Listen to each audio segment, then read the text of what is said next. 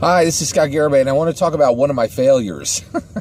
So I really think it's important to own your failures, and my failure was limiting a player's options on what player character they could choose, which ensured that player had a much less enjoyable time at the game than they could have, and really sucked out the fun from the game for sessions and sessions, right? So, and the reason why I'm talking about this is I recently did a video on pre-gens, and I have a very strong opinion on pre-gens. Surprise, surprise, Scott Garibay has a strong opinion. All right, so here's where I came on that opinion of pre-gens. I watch my own games, so most of the time, or actually all the time. I watch all the games that I actually have run, right? So I'm pretty self-aware because I've literally watched myself, So now I should say this: I actually listen to those games. I don't really actually sit down and watch them like television. And by the way, I suggest that everybody should be watching games like that. You should just listen to them like a radio, So anyway, that's a whole other discussion.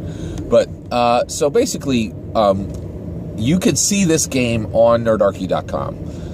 In my opinion, it's called Admiral Statora's Gambit. It's called Statora's Gambit. Admiral Statora is he was a rebellion general who was introduced in the Star Wars: The Force Awakens, and we ran an entire game where he was a major character within that game. I believe it was 4 sessions long with a session 0. Okay. And you could see that game on nerdarchy.com, but I'm never going to tell somebody not to watch Nerdarchy, but it is by far the worst tabletop role-playing game I have ever run for nerdarchy.com.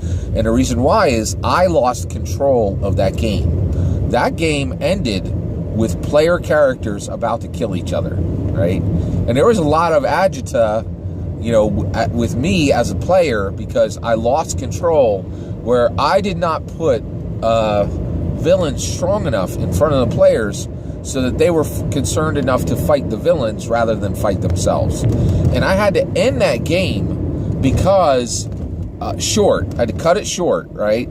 And end it at a kind of a weird moment because I really didn't want to run a game where it was really like a freight train to a player character killing a player character. And I'll tell you right now, if you have a player character rolling dice against another player character, you have failed as a dungeon master. Period. End of sentence. Right? So basically, but the real problem in that game came before. Maybe it was part of it, but it really came at the very beginning, when we were all ready to make our player characters. And I said, okay, this Star Wars game is a canon Star Wars game. And that means that it will take place directly after Episode 7. So, like, this happens a week after the last event in The Force Awakens, okay? And it is a Star Wars canon game. So what does that mean? That means, what's a good example? I'm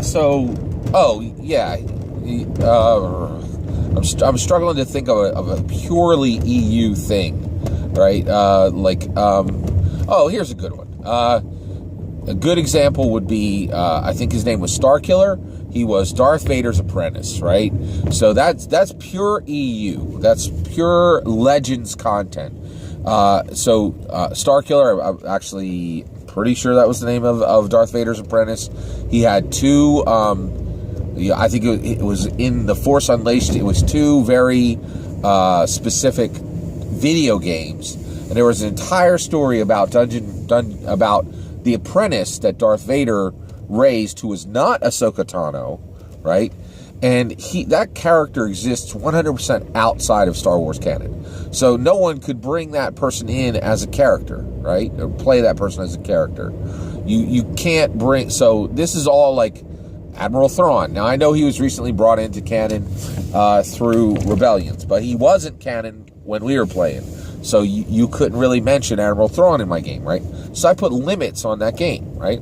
Well, Dave's son from Nerdarchy, we were getting ready. We're at the beginning of the game, and he goes, and I said, "What do you guys want to play?" And he said, "I want to play an Ewok Jedi," right? And he goes, and he's gonna have like a little spear, and he has like, and his lightsaber is only about 10 inches long, and it's at the end of a stick, and he just kind of jabs people with it. I want to play Ewok Jedi, right? And I was like, well, you can't play an Ewok Jedi. And the reason why is Ewoks have never been introduced as Jedi in canon in Star Wars, right? So I just shut him down. Now, why did I shut him down, right? Because I believe in absolute freedom of players, right? And the reason why I shut him down was my love for Star Wars canon overrode my responsibility as a game master to make sure that every player has fun.